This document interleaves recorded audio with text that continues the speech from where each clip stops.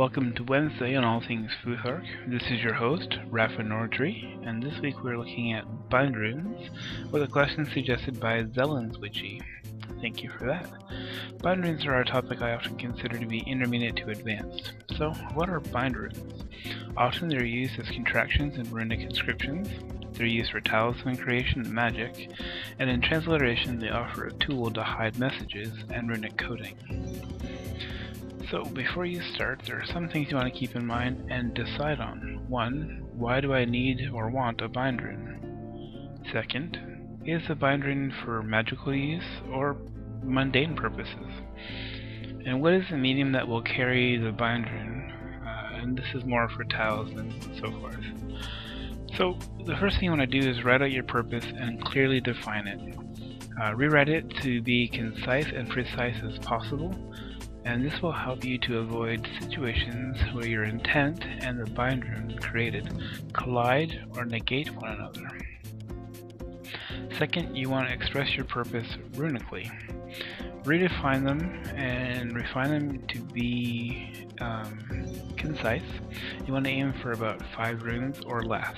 This process requires some study so as to use the most correct runes or their alternates, and to express your purpose and intent. When you work with more than 5 runes, things can get messy, both visually and magically, and we don't want that. And another thing you want to decide on and work with is combining the runes.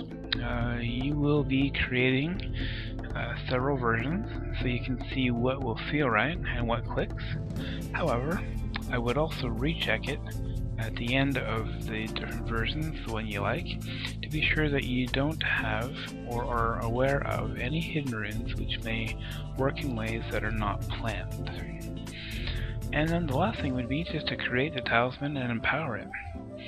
If you have decided to use the BindRune in, say, candle magic, for example, this is when you would carve it into the candle and move on to the spell at hand. Here's a quick example. To gain success in general, in the day-to-day of life, you could use Tewaz, Sowilo, and Thurizaz, and combine those into a BindRune for use as a talisman to be carried or worn. And this is just one example here, and this actually came from Edward Thorson's Futhark. So some of the common BindRunes I use in transliteration, just to make life easier.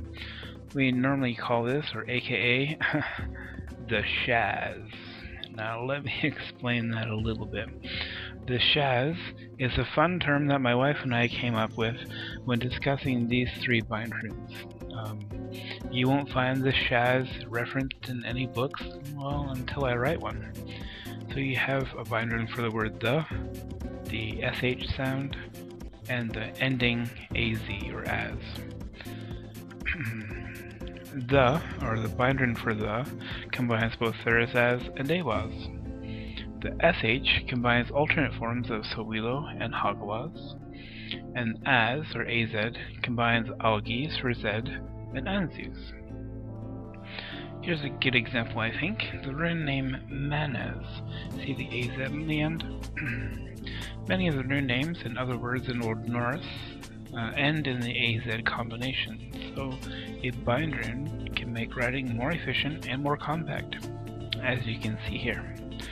If you're looking for some more examples, or if I perhaps didn't answer your question, let me know below. Thanks for watching.